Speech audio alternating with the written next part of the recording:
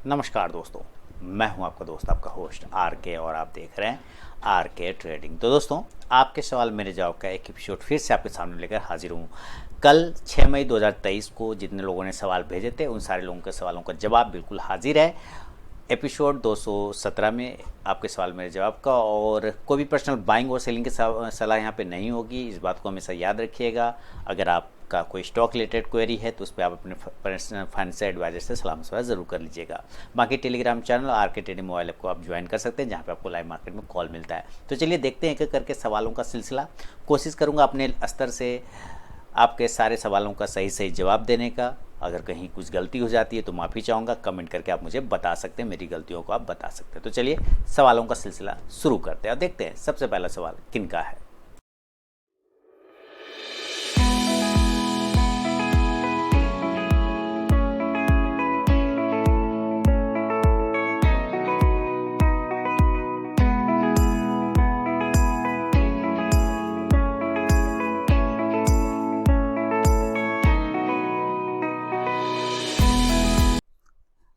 दोस्तों, यहाँ पर एक सवाल है, युवराज वर्मा जी ने भेजा है। देखिए, युवराज वर्मा जी लिख रहे हैं, बहुत ही अच्छा सवाल है, साइकोलॉजिकल सवाल है कि हेलो सर, प्रणाम सर, आपके वीडियो से ट्रेडिंग में काफ़ी हेल्प हो रहा है। आप बोलते हैं life equal to market. Sir, मैं रियल लाइफ में शांत स्वभाव का हूँ, लेकिन मुझे खुद पर बहुत घमंड है। ये चीज़ें मुझे मार्केट में भी इफ़ेक्ट करता है। प्लीज़ हेल्प मी, मैं कैसे अपने ईगो को कंट्रोल कर सकता हूँ रियल और ट्रेडिंग लाइफ में, प्लीज़ हेल्प। देखिए, ये खुद को कबूल कर रहे हैं। सबसे पहले तो मैं युवराज वर्मा जी को धन्यवाद और बधाई दोनों ही देना चाहूँगा कि ये कम से कम कबूल तो कर रहे हैं कि ये घमंडी इंसान है ना। अपने आप पर इनको बहुत घमंड है। ये कबूल करना अपने आप में बड़ी बात है। लोग यहाँ पे कबूल ही नहीं करते हैं, स्वीकार ही नहीं करते हैं अपनी गलतियों को। आप वर्मा साहब बहुत ही हिम्मत वाले व्यक्ति हैं, इसलिए आपको बधाई दूंगा मैं कि आपने अपनी माइनस चीज़ों को, जो निगेटिव चीज़ें, आप उसको कबूल कर रहे हैं। देखिए, अगर आपने कबूल कर लिया, अगर आपने स्वीकार कर लिया, तो आपने सुधार करने का शुरुआत कर लिया। सीधा समझिए, जो स्वीकार करता है अपनी गलतियों को, वही सुधार करने की क्षमता रखता है अपनी गलतियों में। तो सबसे पहले आप स्वीकार कर रहे हैं, ये बड़ी बात है, आप सुधार भी कर लेंगे। अब जैसा कि आपने कहा कि मैं हमेशा कहता हूँ लाइफ इक्वल टू मार्केट, बिल्कुल सही, मैं हमेशा कहता हूँ। हर वर्ड मेरा ये वर्ड एकदम इसको आप एक तरह का समझिए कि मार्केट का बाइबल का एक लाइन समझ लीजिए। ये समझिए कि लाइफ इक्वल टू मार्केट, जो मार्केट में है वो आपके लाइफ में, और जो आपके लाइफ में है वो मार्केट में। आप रियल लाइफ में जैसा बिहेव करेंगे, जैसा विचार रखेंगे, वो विचार रिफ्लेक्ट होगा आपके स्टॉक मार्केट में जब आप ट्रेडिंग करने बैठेंगे। तो आपने यहाँ पे पहले ही कहा कि आपको बहुत घमंड है, लेकिन आप शांत स्वभाव के हैं। अब ये दोनों दो अलग अलग चीजें हैं, शांत स्वभाव और घमंड, है ना। शांत स्वभाव है, ठीक है, झगड़ा नहीं करते हैं, तुरंत से गुस्साते नहीं हैं, ये एक अलग मैटर है ना। दूसरा है कि घमंड है कि भाई मुझे कोई कैसे हरा सकता है, मैं ही बेस्ट हूँ, है ना, मैं हमेशा सही हूँ, ये घमंड का स्वभाव होता है। अब आप चूंकि इसके बीच में ये जो जैसे ही घमंड आया तो वो ईगो आ जाता है, ठीक है, ईगो आ जाता है। तो जब हम रियल लाइफ में क्या करते हैं, दो वर्ड को बहुत इंपॉर्टेंस देते हैं। देखिए, ध्यान से सुनिएगा, दो वर्ड आपके रियल लाइफ में बहुत इंपॉर्टेंट होते हैं। एक है थैंक यू, एक है वर्ड थैंक यू, ठीक है, और एक वर्ड है सॉरी। ये दो ऐसे वर्ड हैं जो आपके रियल लाइफ में, इसको अगर आप इंप्लीमेंट करना स्टार्ट करेंगे, क्योंकि मार्केट इक्वल टू लाइफ, तो आपको मार्केट में इंप्लीमेंट करने से पहले आपको अपने रियल लाइफ में इंप्लीमेंट करना होगा। रियल लाइफ, सोशल लाइफ जो आप जी रहे हैं जीवन, उसमें इस दो वर्ड को इंक्लूड करना होगा। कैसे इंक्लूड करना होगा? जब कोई आपके लिए अच्छा काम कर रहा है, या आपको किसी से फायदा हो रहा है, या आप किसी को शुक्रगुजार हैं, या किसी कारणवश आपका किसी काम बन गया किसी व्यक्ति के कारण, तो उसको जाने अनजाने एक बार थैंक यू जरूर बोलिए, जरूर बोलिए। दूसरी बात है सॉरी। यहाँ हम जब दो व्यक्ति झगड़ा करते हैं तो दोनों एक दूसरे को ये कहते हैं कि तुम हमको पहचानते हो, हम कौन है, हम कौन है, तुम हमसे बहस कर रहे हो, हमको तुम पहचानते हो। आपको ये वर्ड यूज ही नहीं कर रहा है। आपको सिंपल सिंपल जानना है कि आप मुगल साम्राज्य के वंशज नहीं है। अपने आप में बोलना है कि मैं कौन सा मुगल साम्राज्य का वंशज हूँ जो अपने मन में ईगो पालूंगा। कौन सा महाराणा प्रताप ने मुझे पाला पोसा है जो मैं अपना ईगो रखूंगा? नहीं, किसी का ईगो इस संसार में नहीं टिकता। रावण का नहीं टिका तो आपका मेरा क्या टिकेगा? अपने मन में ये बोलना है। जब रावण का नहीं टिका तो आप एक साधारण मनुष्य का क्या टिकेगा, क्या हैसियत है? तो आपको क्या बोलना है? रावण ने जो नहीं बोला था राम से, वो आपको पहले बोल देना है, सॉरी। अगर रावण पहले ही बोल देता, राम जी सॉरी गलती हो गई, ले जाओ अपनी वाइफ को, तो होता रामायण? नहीं होता। मराता? वो नहीं मराता। बस ये सॉरी बोलना है आपको। आपकी गलती हो ना हो डजेंट मैटर। अगर एक सिंपल सा सॉरी बोल देने से अगर बड़ी से बड़ी समस्या खत्म हो जा रही है, तो सर इसको बोलने में क्या खर्च हो रहा है? कुछ भी खर्च नहीं हो रहा है। और ये कौन सा आपको पैसा लगा के बोलना है कि पैसा से खरीदेंगे सॉरी तब बोलेंगे? ऐसा भी नहीं है, वर्ड है उसको बोल देना है। देखिए उसका अगले का भी शांत हो जाएगा आपको। इसी तरह से यही चीज आपके मार्केट में करना है। अगर मान लीजिए कि मार्केट में आपकी स्टॉप लॉस कट गए, तो मार्केट को कहिए सॉरी, हे मार्केट देवता आज गलती हो गई मुझसे, मैं सही जगह एंट्री नहीं कर पाया, ये लीजिए दक्षिणा यानी कि स्टॉप लॉस, गलती हो गई, मैं कल फिर आऊंगा, सही एनालिसिस करके आऊंगा। हो गया, प्रॉफिट बन गया। मार्केट को कहिए थैंक यू, हे मार्केट देवता आपने जो मुझे आज प्रसाद दिया है उसके लिए बहुत बहुत थैंक यू। अब मैं चला घर, इस प्रसाद को मिल बांट के घर में खाएंगे, यानी इस प्रॉफिट का एंजॉय करेंगे, सेव करेंगे, कल फिर आऊंगा मंदिर में पूजा करने। ये दो वर्ड आपको, ये दो वर्ड कंटिन्यू अपनी लाइफ में यूज करना है, सॉरी और थैंक यू। सबसे पहले सोशल लाइफ, अपने सामाजिक लाइफ, अपने घर से स्टार्ट करिए इस बात को, ठीक है। और जब ये घमंड और ईगो की बात आए तो सीधे अपने आप को ये सोचना है कि कौन सा हम मुगल साम्राज्य का वंशज हैं, कौन सा हम महाराणा प्रताप ने गोद में खिलाया हमको, है ना, कौन सा हम रावण के ये हैं, जब रावण का ईगो नहीं टिका तो मेरा कहाँ से टिकेगा? ये वर्ड अपने आप को बोलना है, ठीक है। देखिए स्वाभिमान होना अलग है, घमंड होना अलग है। इस दोनों में लोग अंतर नहीं कर पाते। लोग अपने ईगो को ही स्वाभिमान बोल लेते हैं। कुछ लोग क्या होता है अपना ईगो को ही स्वाभिमान बना, ये हम स्वाभिमानी है। अरे आप कैसे कह सकते हैं कि आप स्वाभिमानी है? आपको सामने वाला जब तक नहीं बोलेगा, क्योंकि अगर कोयला अपना दाम बताता है, नहीं बताएगा, हीरा भी अपना दाम नहीं बता पाता है, दोनों मूल्यवान चीज है, लेकिन दोनों अपना वैल्यू नहीं बता पाता है, तो दोनों का वैल्यू सामने वाला बताता है ना, कि तुम्हारा क्या वैल्यू है। इसी तरह आपका वैल्यू, आपका अंदर में ईगो है कि वो स्वाभिमान है, वो सामने वाला डिसाइड कर, आप खुद डिसाइड नहीं कर पाएंगे। आपको लगेगा कि वो आप स्वाभिमानी हैं, आपके अंदर सेल्फ रिस्पेक्ट है, लेकिन नहीं, वो ईगो होता है, ठीक है। तो आपको ईगो और स्वाभिमान में डिफरेंस करना है, और ये थोड़ी प्रैक्टिस और अभ्यास के बाद, और इस दो वर्ड को कंटिन्यू यूज करने के बाद, सॉरी और थैंक यू अपने सोशल लाइफ में जब आप यूज करेंगे तो आप बोलिएगा ज्यादा नहीं। याद रखिए, बोलना ज्यादा नहीं है बल्कि करना ज्यादा है। बात समझ रहे हैं? आपको बोल के किसी को जवाब देने की जरूरत ही नहीं है, अपने काम के थ्रू जवाब देने की कोशिश करना है। अगर ये कुछ चीजों को आप कर लेते हैं युवराज जी, तो उम्मीद है आपके सारे समस्या सॉल्व हो जाएंगे। तो बाकी मैं अपने व्यूवर से भी कहना चाहूंगा कि क्या मेरा सलाह, क्या मेरा जो सोच है गलत है? अगर गलत है तो आप अपनी तरफ से युवराज जी को कुछ सलाह देना चाहें तो कमेंट सेक्शन में जरूर दीजिए। और युवराज जी अगर आपको 1% भी फायदा हो रहा है तो मुझे कमेंट करके जरूर बताएं। तो ये था युवराज वर्मा जी के सवाल पे मेरा अपना जवाब। बहुत अच्छा सवाल था युवराज जी, बहुत, ये लगभग कॉमन लोगों की ये परेशानी है। कभी मैं भी इस तरह से जूझा करता था, कभी मैं भी स्ट्रगल करता था इस तरह की चीज़ों को कि आई एम ऑलवेज राइट। नहीं, I am always not right. कभी कोई हमेशा सही हो ही नहीं सकता इस संसार में, कभी नहीं हो सकता। स्वयं ईश्वर भी नहीं होते, उनसे भी गलती हो जाती है, तभी तो इंसानों को बनाया उन्होंने, है ना। गलती ही तो है, हम लोग उनकी गलती ही है, क्रिएशन नहीं है, गलती है। क्योंकि आज देख रहे हैं एक दूसरे को ही मार रहे हैं, तो ये चीजें हैं। आज इन भगवान भी सोच रहे होंगे क्या गलती कर दिया इन लोग को बना के, है ना। तो ये समस्या है, इसलिए सही हर वक्त कोई नहीं हो सकता, सही हर वक्त कोई नहीं हो सकता, गलती होता है। बस आपको सॉरी और थैंक यू का यूज करना है अपने अपने जगह पे, ठीक है युवराज जी। चलिए, बहुत बहुत धन्यवाद।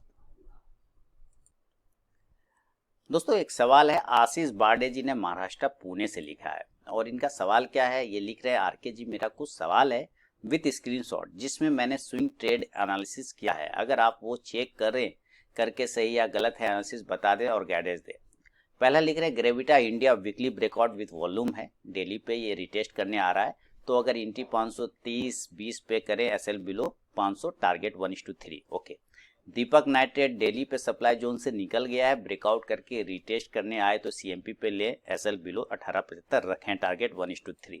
सबसे पहले तो मैं देखूंगा आपने जो भेजा है, सबसे पहले आपको यहाँ पे थोड़ा करेक्ट करने की बात है, ये 1:3 वाला, इसको करेक्ट करना है ना। अब आप इस पे ग्रेविटा इंडिया पे बोझ डाल रहे हैं कि तुमको 1:3 देना पड़ेगा, तुमने मेरा कर्जा खाया। आप दीपक नाइट्रेट पे भी बोझ डाल रहे हैं, उसको एहसान जता रहे हैं कि देखो दीपक नाइट्रेट तुमको 1:3 देगा, क्या कि तुमने मेरा कर्जा खाया। नहीं, दीपक नाइट्रेट 1:1 ही देगा, तो आप उसका कुछ बिगाड़ेंगे, कुछ कर सकते हैं आप उसका? नहीं कर पाएंगे। ग्रेविटा इंडिया आपको 1:1 ही देगा, आप उसका कुछ बिगाड़ पाएंगे? नहीं बिगाड़। ये नहीं करना है दिमाग में कि मुझे 1:3 ही लेना है। क्यों लेना है 1:3? वो उसका मन है 1:5 देने का, और तो आप क्या करेंगे? 1:3 पे निकल जाएंगे? सोचिए जरा, उसका मन है 1:1 ही देने का, तो क्या करेंगे? एकदम जिद करके बैठे रहेंगे, ग्रेविटा और दीपक तुम मुझे 1:3 ही देगा तभी मैं निकलूंगा, ऐसा करेंगे? नहीं, ये गलत है। ये यहाँ पे आपको सही करने की जरूरत है। आपको अपनी एनालिसिस पे बैठे रहना, अपनी एनालिसिस के हिसाब से बैठे रहना और उसको ट्रेल करने की सबसे पहले कोशिश करना है। तो आपको पहले इस पार्ट को ठीक करना है। अब बात है चार्ट की, जो ग्रेविटा इंडिया का आपने चार्ट किया है, टारगेट 1:3 रखना कोई खराब नहीं है, टारगेट 1:4 रखना कोई खराब नहीं है, बड़े बड़े टारगेट रखने चाहिए। लेकिन आप जबरदस्ती का लाद नहीं सकते हैं किसी स्टॉक्स पर कि तुमको इतना देना ही देना। जैसे किसी ने मुझे भेजा था, सर मैं बैंक निफ्टी में डेली 200 पॉइंट कैच करना चाहता हूँ, स्ट्रेटेजी बताएं।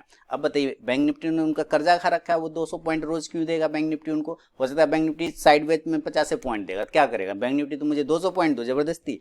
कोई कर्जा नहीं खा रखा। इस बात को लोग नहीं समझते, इतना छोटा सा बात है, इस बात को लोग फिर भी नहीं समझते कि आप किसी पे बाउंडेशन नहीं बांध। आप अपने बच्चों को बॉन्ड बांध के देखिए ना, आप अपने बच्चे की तरफ थोड़ा स्ट्रिक्ट करके देखिए कि देखिए उसको कैसे छटपटाहट लग जाएगा कि अरे यार पापा बड़ा स्ट्रिक्ट है ना, मम्मी बड़ा स्ट्रिक्ट है।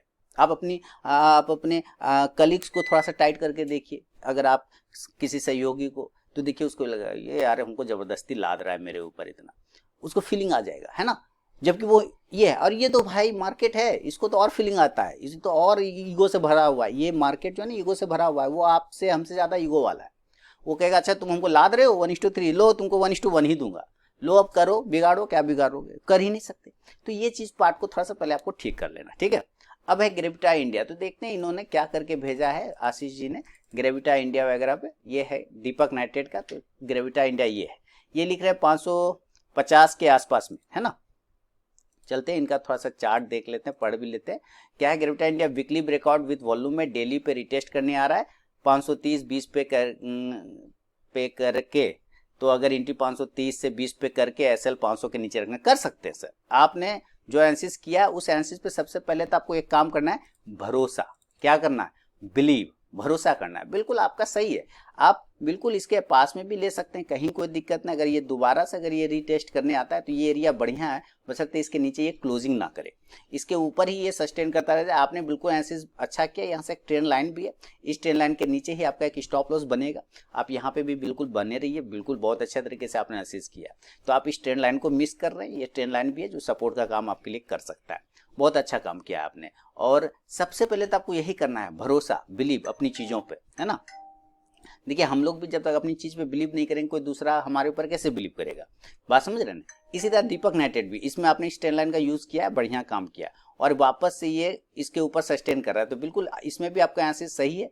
या तो आप इसके ऊपर एंट्री कर सकते हैं, या जब ये रीटेस्टिंग करे यहाँ पे और साइडवेज रहे, एक थोड़ा सा टाइम बिताए, तब आप यहाँ पे एक बार री एंट्री कर सकते हैं। सेफ एंट्री इस प्राइस के ऊपर होगा जो कि एक हाई प्राइस लगा रखा है, उस कंडीशन में ये जो रीटेस्टिंग लेवल है वो स्टॉप लॉस बन जाएगा। बात समझ रहे? तो ये है दीपक जी, आपने बिल्कुल सही एनालिसिस किया है और बहुत अच्छा कर रहे हैं, बहुत ही बढ़िया कर रहे हैं काम आप, बहुत ही जबरदस्त। ठीक है, तो उम्मीद है बहुत सारे लोगों ने चार्ट भेजा है, मैं आगे भी शेयर करूंगा और भी लोगों के चार्ट, और देखेंगे कि किस तरह से लोगों ने एनालिसिस किया है। तो दीपक जी का सही है, कहीं कोई दिक्कत नहीं है, आप आराम से करते रहिए। आगे बढ़े, सूरज जी हैं बीकानेर से, ये लिख रहे हैं एमआरएफ एक शेयर लिया है 85,000 पे, तो क्या करूं प्लीज गाइड। पहले तो आपने लिया है एमआरएफ सूरज जी, इसके लिए आपको मैं बधाई का पात्र हूँ, आपको बधाई देना चाहूंगा। लेकिन सर इसको दिल पे मत लीजिएगा। एमआरएफ वाले को आपने बताया कि आपने उनका शेयर खरीदा है एगो? दीपक जी, सूरज जी, एमआरएफ वाले को आपने बताया कि आपने उनका एक शेयर खरीदा है? सर वो रो पड़ेंगे, यकीन जानिए एमआरएफ वाला रो पड़ेगा, भाई मेरे ऊपर क्यों एहसान कर रहे हो एक शेयर खरीद के, क्यों भैया एक शेयर खरीद के मेरे ऊपर क्यों एहसान कर रहे हो, एमआरएफ वाला ये बात बोलेगा। आप इसको दिल पे मत लीजिएगा, कभी कोई हंसिए क्यों लिया सर एक शेयर एमआरएफ का, नहीं लेते, जरूरी है एमआरएफ को लेना? कोई जरूरी नहीं है सर एमआरएफ को लेना। 85,000 के एक शेयर लेंगे, इससे अच्छा हम टाटा कंज्यूमर को उसमें से बहुत सारे शेयर उठा लेंगे। बात समझ रहे कि नहीं समझ रहे? आप समझिए, जिसमें जो हाथी हो गया है ना, समझे, जो हाथी टाइप का हो गया, क्या करिएगा उसको करके? फिर भी आपने ले लिया है तो चलते हैं, 85,000 पर लिया आपने, देख लेते हैं एमआरएफ का क्या करना चाहिए आपको, ये तो मैं हमारे वाले को पक्का बोलूंगा।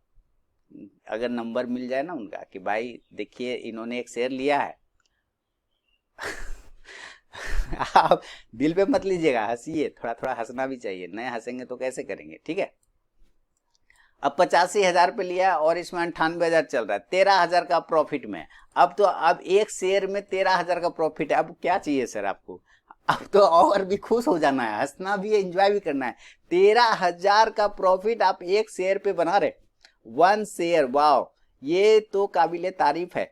तो हमारे वाले अगर ये जान ले कि आपने उनका एक शेयर लिया है और उसमें भी आप 13,000 रुपए का प्रॉफिट में है, तो वो अपना कहेगा अरे यार कहाँ से आते हैं ये लोग, इतना जबरदस्त एनालिसिस आपने पकड़ा, जबरदस्त लिया आपका। मैं आपको ताली बजाऊंगा, धन्यवाद भी दूंगा, बधाई भी दूंगा और कंग्रेचुलेशन भी करूंगा, बहुत बढ़िया। अब आप एक बार निकल जाइए, क्योंकि 1 लाख का राउंड नंबर है, क्या है, 1 लाख का राउंड नंबर प्राइस पर ये पहुंच गया, आप देख रहे हैं लगभग लगभग वहां पे पहुंच गया है। तो आपको एक बार एमआरएफ से निकलना चाहिए, एक बार प्रॉफिट 13,000 रुपए का प्रॉफिट, खराब प्रॉफिट बिल्कुल नहीं है, बहुत अच्छा प्रॉफिट है, वो भी एक शेयर में। आप इसको लीजिए और मस्त रहिए। और इस तरह से मत लिया करिए एक एक शेयर, सर नहीं लेंगे एमआरएफ में तो एमआरएफ डांटेगा थोड़ी, नाराज थोड़ी होगा, लेकिन ठीक है 85,000 से 98,000 पहुंचा दिया आपने एक शेयर के बल पे, तो 13,000 प्रॉफिट है, आप उसको एंजॉय करिए सर। और एक बार बुक कर लीजिए, क्योंकि 1 लाख का ये राउंड नंबर का शेयर है, ठीक है। सूरज जी, उम्मीद है आपने दिल पे बात को नहीं लिया होगा, है ना, दिल पे नहीं लेना है सर, मैं हंसता बोलता रहता हूँ इसी तरह से, एकदम एंजॉय करिए ना। चलिए सूरज जी के बाद आगे बढ़े, अगला सवाल है दीपक जी पलवल हरियाणा से लिख रहे हैं। ये लिख रहे हैं सर मेरा सवाल ट्रेडिंग पर है, तो ट्रेडिंग को ह्यूमन नेचर के अगेंस्ट क्यों कहा जाता है, क्या कारण है। दूसरा है सवाल ऑप्शन पर, ऑप्शन में कभी, अच्छा ऑप्शन पर है, ऑप्शन में कभी कभी इन द मनी स्ट्राइक भी स्पॉट के बढ़ने पर उतनी नहीं बढ़ती। इससे सर मेरा मानना है कि ऑप्शन में डिमांड और सप्लाई भी काम करती है, ऑप्शन ग्रीक को छोड़ के। देखिए मैंने पहले भी कहा है कि मैं थीटा, डेल्टा, गामा, ये ग्रीक है ना, यूनान, रोम, यूरोप, ये सब को चक्कर में नहीं पड़ता मैं, थीटा, अल्टा, बीटा, गामा, ग्रीक हो गया, यूनान, यूरोप, ये सब चक्कर में नहीं पड़ता मैं, सीधी सीधे हम लोग ऑप्शन बायर है, पहली बात ये समझिए, ऑप्शन बायर है। ऑप्शन बायर क्या खोजता है, ऑप्शन बायर क्या खोजता है, मूवमेंट, वो क्या खोजता है, मूवमेंट। ऑप्शन बायर रुक नहीं सकता, वेट नहीं कर सकता, वेट नहीं कर सकता इस तरह में, उसको चाहिए कि ये इस तरह से है तो यहां पर से निकला तो फट फट फट फट फट फट चला जाए, आपका काम हो जाएगा, तभी आप पैसा बना पाएंगे। अगर ये बॉक्स है और इसमें ये चल रहा है और ये निकल के फिर ये बॉक्स में हो गया, तो ऑप्शन बायर यहाँ पे मार खाएगा, फिर से मार खा जाएगा। ऑप्शन बायर को इस तरह के मूवमेंट चाहिए, ठीक है, बात समझ रहे हैं ना। कभी कभी क्या होता है इन द मनी, जैसा आपने कहा कि वो नहीं बढ़ता है, वो नहीं बढ़ता, वो इसी वजह से नहीं बढ़ता है, पता है क्यों, ये बॉक्स में था, निकला और फिर एक झटका मारा ऊपर में, फिर इस तरह से साइड में ये एरिया पे पहुंच जाता है ना, तो क्या वो तो बढ़ गया, ये तो बढ़ गया ना, पर ये फिर से इसी जगह पे आ गया, तो इस जगह पे आने का मतलब है कि फिर आपका वो नहीं बढ़ पाएगा, आपका प्रीमियम बढ़ेगा ही नहीं। तो वहां पे वो ग्रीक काम करता है या वो थीटा डेल्टा काम करता है, आई डोंट नो, क्योंकि मैं इस सब चक्कर में पड़ता नहीं, मुझे चाहिए मूवमेंट, मूवमेंट नहीं आता है तो मैं अपना ही ट्रेड काट देता हूँ। दीपक जी बात समझिए। अब दूसरा है आपका जो सवाल है कि ह्यूमन नेचर के अगेंस्ट क्यों कहा जाता है, क्योंकि ह्यूमन नेचर, ट्रेडिंग को ह्यूमन नेचर के अगेंस्ट इसलिए बोला जाता है, ये मुझे आज तक मैं समझाते समझाते लोगों को थक गया कि जो आपका लाइफ है ना वही मार्केट है। पहला सवाल यही था युवराज वर्मा साहब का, है ना, उस पर मैंने जवाब दिया था, आप सुन लीजिएगा आज का जो एपिसोड है, कि मार्केट में जो है वो आपके लाइफ में, या लाइफ में है जो आपके मार्केट में है। तो आप जो लाइफ में करते रहते हैं वही जब आप स्टॉक मार्केट में आते तो आदत तो वही बनी हुई है, आदत तो वही बनी है ना, तो आप उसके साथ वही बिहेव करेंगे, उसके साथ वही बिहेव करेंगे। लेकिन वो चूंकि मार्केट है वो तो आपकी सुनेगा नहीं, वो तो अपना ही चलता रहता है ना। तो आपको उसके अगेंस्ट ढलना पड़ता है, आपको उसके अगेंस्ट, जैसे कि मान लेते हैं कि आपने शादी किया, है ना, हो गई है तो अच्छी बात है, नहीं हुई है तो होगी ही कभी ना कभी। तो आपने किसी से शादी किया, अब उसका नेचर, जो आपकी वाइफ है उसका नेचर अलग है, ठीक है, वो डिफरेंस परिवार से आ रही है, अलग परिवार से आ रही है, उसका नेचर अलग है, आप डिफरेंस परिवार के, उसका नेचर अलग है। या तो आपको उसके हिसाब से ढलना होगा या वो आपके हिसाब से ढलेगी, तभी तो यहाँ पे कॉम्बिनेशन, या थोड़ा आप ढलेंगे थोड़ा वो ढलेगी, तभी जाके कॉम्बिनेशन बनेगा और फैमिली चलता है। अगर दोनों में से एक अकड़ के रहा, बात हम नहीं बदलेंगे तुम ही बदलो, या तुम, हम नहीं बदलेंगे, तू ये कहेगा हम नहीं बदलेंगे तुम बदलो, वो कहेगा तुम नहीं बदले हम बदले, ऐसा कहा करेंगे तुम बदलो हम कहे, तो परिवार नहीं चल पाता है। कहने का मतलब वही है, आपको मार्केट के हिसाब से बदलना पड़ेगा। अगर मार्केट के हिसाब से आप नहीं बदलेंगे तो मार्केट तो बॉस है ना, और बॉस का एक लाइन होता है, बॉस इज ऑलवेज राइट।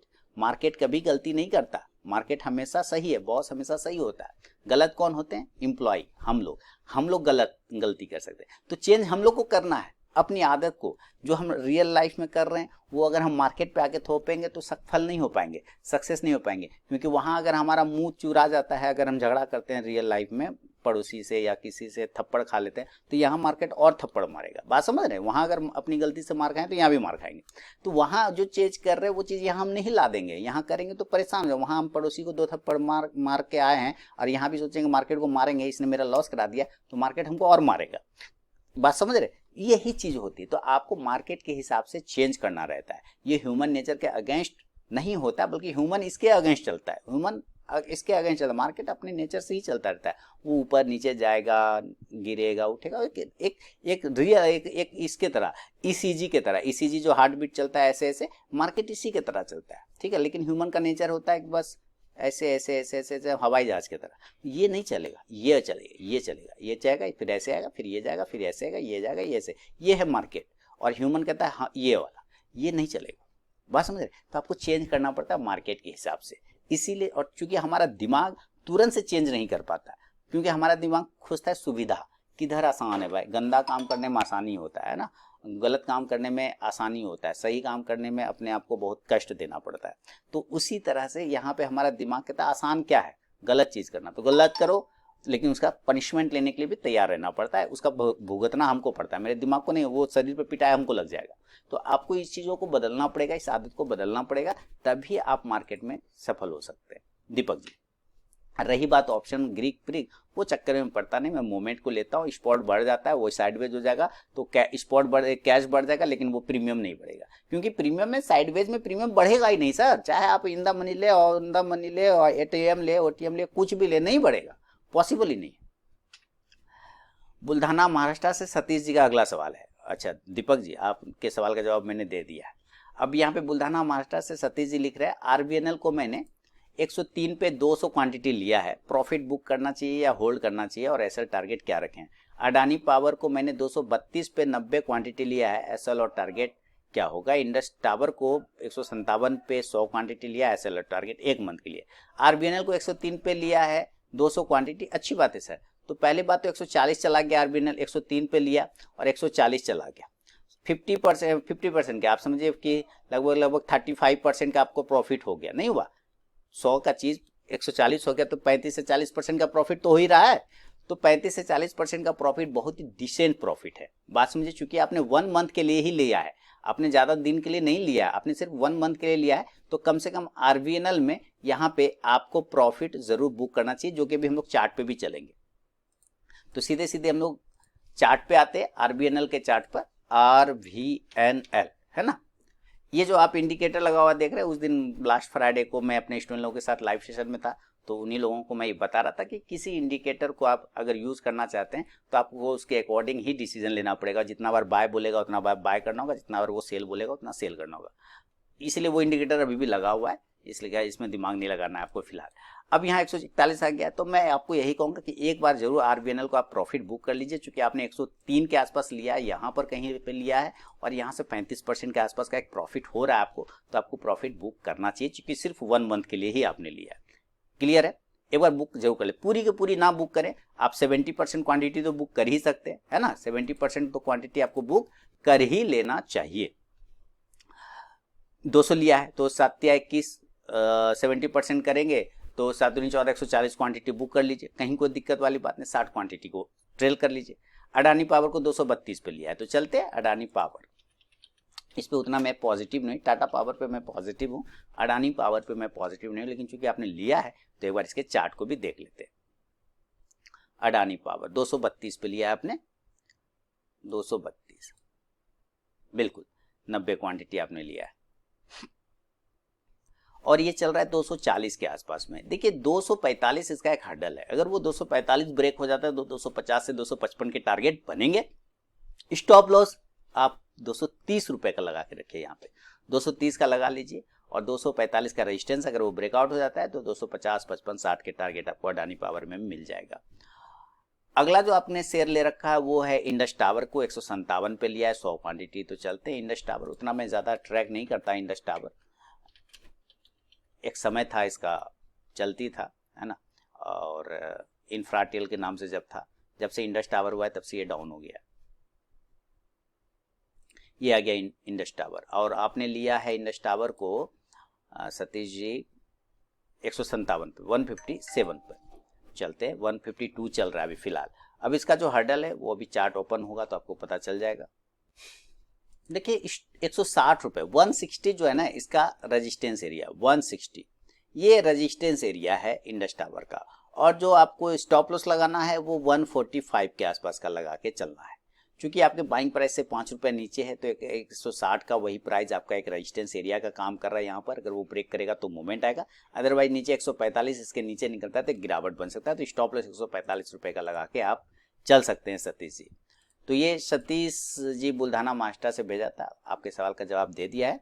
और आगे बढ़ते हैं, अगला सवाल यमुनानगर हरियाणा से यशपाल शर्मा जी लिख रहे हैं कि मुझे मैनकाइंड फार्मा के शेयर अलॉट हुए हैं, क्या मुझे ये होल्ड करना चाहिए या लिस्टिंग पर जो भी लॉस या प्रॉफिट मिले वो लेकर निकल जाना चाहिए, प्लीज एडवाइस। देखिए मैनकाइंड फार्मा, मैं इस पर बुलिश नहीं हूँ, पॉजिटिव नहीं हूँ, मेरे अपने कुछ रीजन है ना। क्योंकि मैं शुरुआत के समय में मेडिकल लाइन में भी मैंने काम किया है, दवा दुकान में भी मैंने काम किया है ना। तो मुझे मैनकाइंड फार्मा के बारे में लगभग उसके जो MR वगैरह आते थे तो उसके बारे में पता था, पहले से मैं जानता हूँ। ये इस कंपनी की सबसे खासियत जो है वो मैं ये बता दूं कि ये जो दवा दूसरे ब्रांड में महंगे प्राइस पर है, ज्यादा प्राइस पे, वही सेम दवा सेम कॉम्पोजिशन कम दाम में इस कंपनी में मिल जाता है। इसका ये यूएसपी है, इसका ये यूएसपी है। आप समझ लीजिए कि ये एक तरह का दवा कंपनी में चाइना टाइप का, चाइना आइटम जैसा, चाइना का सामान कम दाम में मिल जाता है, इसका भी सामान कम दाम, इसका भी दवाई कम दाम में मिल जाता है, सेम कॉम्पोजिशन, ठीक है। तो एक तो इसका यूएसपी है। लेकिन एक चीज सोचिए, कभी कभी ये सोचता हूं अंदरूनी कि जिसका प्राइस 3000 है दूसरे कंपनी में, वो ये 1500 में कैसे दे सकता है या 1800 में कैसे दे सकता है। जिसका प्राइस 200 रुपए है ये 120 में कैसे दे सकता है या 100 में कैसे दे सकता है। बात समझिए, कभी कभी ये दिमाग में आ जाता है ये सवाल, है ना। तो मेरा इसको कोई खास पॉजिटिव व्यू नहीं है। अभी मार्केट में ये आएगा तो इसका बहुत सारा चीज खुलेगा अंदरूनी, तो फिर पता चल जाएगा। बिल्कुल पेटीएम का कैसे हुआ था, 2700 पे ले लो पेटीएम, 2700, 600 पे कोई नहीं पूछ रहा था, ये स्थिति हो गया। तो अभी आपको मिला है तो अब मैं यही कहूंगा कि अगर लिस्टिंग गेन मिलता है तो एक बार लेके आपको जरूर निकल जाना चाहिए। हो सकता है मैं गलत भी हो जाऊं, कोई बड़ी बात नहीं, लेकिन एक बार निकल जाना चाहिए। अगर ये फिर से दिखाएगा अपना क्षमता तो फिर से ले लिया जाएगा, कौन सा बात, आप तो ओपन मार्केट में आ गए, आप तो लिया जा सकता है, कहीं टेंशन नहीं है। बात समझ रहे हैं। तो मेरा ये यशपाल जी आपके बारे में, इस स्टॉक्स के बारे में यही रहा है कि अगर लिस्टिंग मिले तो जरूर लेके निकल जाइए। अगर लॉस भी होता है नीचे तो भी उस दिन निकल जाना चाहिए। ज़्यादा अगर लॉस बर्दाश्त नहीं कर पा रहे हैं, बहुत ज़्यादा हो नीचे डाउन, तब तो वेट कर लीजिएगा, उछाल पे निकलिएगा, बाउंस पे निकलिएगा। कॉस्ट टू कॉस्ट आसपास रहे तो एक बार निकल जरूर जाइएगा। बाद में कभी मिलेगा तो ले लेंगे, कहीं टेंशन नहीं, कहीं भागा नहीं जाएगा। लेकिन थोड़ा सा इसको भी दिखाने दीजिए अपना परफॉर्मेंस, ठीक है। यशपाल शर्मा साहब, आगे बढ़ता हूँ। घनप्रीत सिंह साहब ने लिखा है, good evening sir, hope you are doing well and in good health by grace of God. Thank you sir. लिख रहा है I about Deccan cement quantity 1500 share इन्होंने लिया था 200 में 2014 में, on an average out of which I have sold 500 share 805, जो कि 500 शेयर इन्होंने 805 रुपये में बेच दिया। नाउ द रिमेनिंग 1000 शेयर और लेफ्ट, यानी 1000 शेयर और बचा हुआ है। What should be the stop loss for the same? Secondly, I want to invest in the cement sector again. Which stock would you recommend from the cement sector? Please give your valuable feedback. देखिए ये कह रहे हैं कि Deccan cement में इन्होंने 2014 में invest किया था 1500, और उसको फिर उन्होंने 500 शेयर 805 रुपए के भाव पे बेच दिया। तो पहले हम लोग डेक्कन सीमेंट देखेंगे, और इनका जो इन्वेस्टेड प्राइस है वो इन्होंने 200 रुपए के भाव पे इन्वेस्ट किया था 2014 में। आप इसवी भी ध्यान रखिएगा, 2014 आज से 10 साल, लगभग 9 साल पहले की बात कर रही। इन्होंने 200 रुपए पे इन्वेस्ट किया था 1500 शेयर में। तो अभी प्राइस देखते हैं 457 के आसपास में चल रहा है। 500 शेयर 805 रुपये पे ये बेच भी चुके हैं, तो ऑलरेडी प्रॉफिट बुक कर चुके हैं। अब जो है अगर बचा हुआ शेयर का स्टॉप लॉस है तो एक बार हम चार्ट ओपन होने देते हैं, उसके बाद देखते हैं। बचा हुआ शेयर का स्टॉप लॉस राउंड नंबर का लगाना है 400 रुपये का सर, 400 रुपये का, ठीक है। 400 का एक स्टॉप लॉस लगा लीजिए, इसका बॉटम जहां से ये आउट कर रहा है बिल्कुल इसी जगह का एक स्टॉप लॉस लगाइए, थोड़ा इसके नीचे भी बैठ सकते हैं, कोई दिक्कत वाली बात नहीं है। और रही बात कि आप दोबारा से सीमेंट सेक्टर में रहना चाहते हैं, सीमेंट सेक्टर में आना चाहते हैं, तो सर सीमेंट सेक्टर में ग्रासिम को आप एक बार जरूर देखें। पहली बात, ये छोटा बड़ा प्राइस का थोड़ा सा इसीलिए आपको दिक्कत भी हो सकता है यहाँ पे। दूसरा, अगर ग्रासिम अगर आप ना भी देखें, छोड़ दीजिए, चलिए कोई ग्रासिम हमें नहीं लेना है, तो आप एसीसी ले सकते हैं, है ना, आप अंबुजा ले सकते हैं। अभी इसमें भी इशू क्या है, क्योंकि ये सारे अपने आप में स्टेबल हैं, लेकिन अडानी की कंपनी एसीसी और अंबुजा, ये भी आपको थोड़ा सा ध्यान में रखना है। तो आप ये सब ध्यान रख के आप इंडिया सीमेंट में भी ले सकते हैं, कोई दिक्कत वाली बात नहीं है। आप गुजरात सिद्धि सीमेंट भी ले सकते हैं, जीएससीएल भी ले सकते हैं, गुजरात सिद्धि सीमेंट लिमिटेड भी ले सकते हैं, जीएससीएल छोटा सा शेयर है गुजरात सिद्धि का, चलिए देखते हैं। आप चाहें तो एक वो सिंघवी साहब की कंपनी है, अब पहले हम लोग जीएससीएल को देखेंगे, गुजरात सिद्धि सीमेंट लिमिटेड को, है ना, इसके शेयर को देखते हैं। गुजरात सिद्धि सीमेंट का प्राइस 33 रुपये 10 पैसा चल रहा है। अगर आप चाहें नहीं लगाना है तो इंडिया सीमेंट को भी आप यूज़ कर सकते हैं। अगर आप ये छोड़ के आप लगा सकते हैं, स्टार सीमेंट आता है, आप उसमें भी लगाना चाहें तो लगा सकते हैं, ठीक है, स्टार सीमेंट। इसके अलावा आप ओरिएंट सीमेंट को भी ध्यान में रख के चल सकते हैं, Orient cement. Shri Digvijay cement आता है जो कि सिंघवी साहब का कंपनी है, श्री दिग्विजय सीमेंट, आप उसमें भी पैसा लगा सकते हैं। बहुत सारी कंपनियां हैं सीमेंट सेक्टर की जिस पे आप पैसा लगा सकते हैं घनप्रीत साहब। तो ये था घनप्रीत जी आपके सवाल पे मेरा अपना जवाब। बाकी आपने जो वो 805 पे बेच के अभी 1000 रुपये है, तो उसका 400 रुपये का स्टॉप लॉस आप डेक्कन सीमेंट का लगा लीजिए, कहीं कोई दिक्कत नहीं। या इसी में अगर आपको री इन्वेस्ट करना है तो आप इसमें भी कर सकते हैं, कोई दिक्कत वाली बात नहीं, स्टॉक्स बढ़िया है आपका। आगे बढ़ता हूँ, अगला सवाल है संजय दामोदर कदम जी ने मुंबई से लिखा है कि बंधन बैंक 242.76 पे लिया है, बीएससी 767.20 पे लिया है, बिरला सॉफ्ट 405.99 पे, रूपा 531.83 पे, ग्रीन पैनल 341.61 पे लिया है। बाइंग है सर लॉन्ग टर्म के लिए, प्लीज़ गाइड। सारे लॉन्ग टर्म के लिए रखे रहिए, कोई दिक्कत नहीं है सर। बिरला सॉफ्ट पे स्विंग कॉल दिया तो उसके टारगेट आ गए, आप होल्ड करके चल सकते हैं। 242 पे बंधन बैंक लिया है, उसको भी होल्ड कर सकते हैं। बिरला सॉफ्ट में क्वांटिटी ऐड करना है तो आप इसमें क्वांटिटी ऐड कर लीजिए, कोई प्रॉब्लम नहीं है। रूपा में क्वांटिटी ऐड करना है तो आप रूपा में भी क्वांटिटी ऐड कर सकते हैं। ग्रीन पैनल, ये भी बहुत अच्छी कंपनी है ग्रीन पैनल, आप इसमें भी क्वांटिटी, सारे आपके स्टॉक्स बहुत अच्छे हैं। लॉन्ग टर्म के हिसाब से देखा जाए तो बहुत ही बढ़िया कंपनी आपने ले रखा है। बीएससी आपने 767 लिया तो गोल्डन अपॉर्चुनिटी है कि नीचे अभी 500 550 के आसपास में बीएससी आपको मिलता हुआ दिखाई दे रहा है, तो आप चाहें तो बीएससी को भी यहाँ पे लेके चल सकते हैं, बीएससी को भी आप इसमें ऐड कर सकते हैं। देखिए बॉम्बे स्टॉक एक्सचेंज को आपने लिया है, अब इससे ज़्यादा और क्या चाहिए। लेकिन आपने ऊपर के भाव पे लिया, वो गिर के नीचे आएगा, वो किसी के साथ भी हो सकता है, कोई प्रॉब्लम नहीं है। आपको उसको यूज़ करना है, नीचे पे एक्यूमुलेट कर सकते हैं, और भी स्टॉक्स का अगर ऐड करना चाहें तो ज़रूर ऐड कर सकते हैं, कहीं कोई दिक्कत वाली बात नहीं है। संजय जी आपके स्टॉक्स बहुत अच्छे हैं, सारे बढ़िया फंडामेंटल वाले स्टॉक हैं, ठीक है संजय जी, इसलिए लॉन्ग टर्म होल्ड करिए। पैसा अगर बचता है तो आप नीचे में ऐड भी कर सकते हैं ये सारे स्टॉक्स में, खासकर बीएससी में, ग्रीन पैनल पे, बिरला सॉफ्ट में, बैंक में, ये सब में आप ऐड करके चल सकते हैं। आगे बढ़ता हूँ और देखिए एक सवाल है राजीव जी ने लिखा है, कुछ स्क्रीनशॉट भेजा है ना, और इन्होंने क्या लिखा है पहले ये समझते हैं कि सर ट्राई किया है वीडियो देखकर, ये लिख रहे हैं ट्राई किया है वीडियो देखकर, प्लीज़ सर ये चार्ट एनालिसिस करके बताना सवाल जवाब में कि मैंने कुछ सीखा आपके वीडियो से या नहीं, है ना। सर आपने अपना नाम ही नहीं लिखा, वो तो मैंने नाम ढूंढा, वरना वो मुझे कम से कम जब इतना मेहनत करते हैं तो अपना नाम भी लिख दिया करिए मालिक, क्या दिक्कत है ना। तो जब इतना चीज़ टाइप करते हैं तो आप नाम भी अपना लिख दिया करें, नाम आपने लिखा ही नहीं तो ऐसे तो रिजेक्ट हो जाएगा। लेकिन चूंकि आपने मेहनत बहुत किया था इसलिए मैंने इसको सेलेक्ट भी कर लिया, आपने मेहनत किया था इसलिए मैंने सेलेक्ट कर लिया, नाम ढूंढ लिया। आप अगर नाम नहीं लिखेंगे तो मिस हो जाएगा, है ना, उसमें मैं क्या करूँगा। अब आपने देखिए ये है स्टॉक सिप्ला, इनका स्टॉक है सिप्ला, ये वाला स्टॉक है सिप्ला में ये लिख रहे हैं, देखिए बहुत अच्छा से लिखा है कि भाई 930 के जब क्लोज करेगा तब 897 का स्टॉप लॉस लेके टारगेट 960 और 1000 का लेंगे।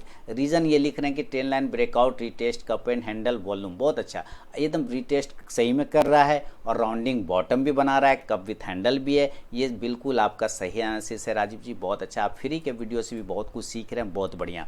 बहुत सारे लोग ऐसे हैं मेरे व्यूवर जो मैं फ्री के एजुकेशनल वीडियो प्रोवाइड करता हूँ उससे सीख जाते हैं। कुछ लोग तो ऐसे होंगे जो हमेशा इस चक्कर में थे कि पेड मिल जाए, पेड मिल जाए, पेड मिल जाए। अरे भाई, जब आप फ्री में नहीं सीख पाए ना तो आप पेड में भी नहीं सीख पाएंगे। कुछ लोगों को मैं बता रहा हूँ जो फ्री में नहीं सीख पाया तो पेड में भी नहीं सीख, क्योंकि समय मांगता है, सीखने के लिए समय मांगता है। और आप हमेशा दिमाग में रहेगा कि हमको लॉस रिकवर करना है, लॉस रिकवर करना है, तो आप सीख भी नहीं पाएंगे। लेकिन जिनको सीखना है देखिए वो फ्री के वीडियो से भी सीख जा रहे हैं। बहुत अच्छा राजीव जी, आप बहुत अच्छा काम कर रहे हैं। इन्होंने RBA भेजा है, यानी कि रेस्टोरेंट ब्रांड एशिया, यानी बर्गर किंग का, इनका भी इन्होंने लिखा हुआ है कि ट्रेंड लाइन ब्रेकआउट हुआ है, राउंडिंग टॉप है, with volume and MACD positive हो गया है यहाँ पर में, ठीक है। और साथ ही लिख रहा है 110 के ऊपर क्लोजिंग लिख रहे हैं, तब ये बेस करेगा 97 और 120 और टारगेट 130 के लिए। बहुत अच्छा है, यहाँ पे भी आपका सही है। हो सकता है नीचे आ जाए तो उसके लिए तो आपने स्टॉप लॉस लगा ही रखा है। तो आप बहुत अच्छा काम कर रहे हैं राजीव जी, बिल्कुल आपकी एनालिसिस गर्दा उड़ा रखा है आपने, बहुत ही बढ़िया। 630 के ऊपर आपका कॉन्कोर पॉजिटिव है, क्योंकि इसके ऊपर रिटेस्टिंग कर रहा है, क्लोज भी कर रहा है, आपने सारे रीजन लिखे हैं, बहुत बढ़िया। बाउंस बैक भी कर रहा है। और ये एक, इसको कौन सा पैटर्न है ये आप यहाँ पे देखिए, इसको कौन सा, इसको क्या बोलते हैं, W पैटर्न। नहीं, ये इस तरह से ये W नहीं बनता, ये W पैटर्न, ये W पैटर्न हो गया ना। कुछ लोग यहाँ से इसको क्या कहेंगे कि वो चमगादड़, उल्टा चमगादड़ पैटर्न। यहाँ चमगादड़ का एक हाथ यहाँ से चमगादड़ लटका हुआ है, इस तरह से देखिए यहाँ पे चमगादड़ का मुंह है और इस तरह से पकड़ के वो लटका हुआ है, तो उल्टा लटका चमगादड़ पैटर्न है।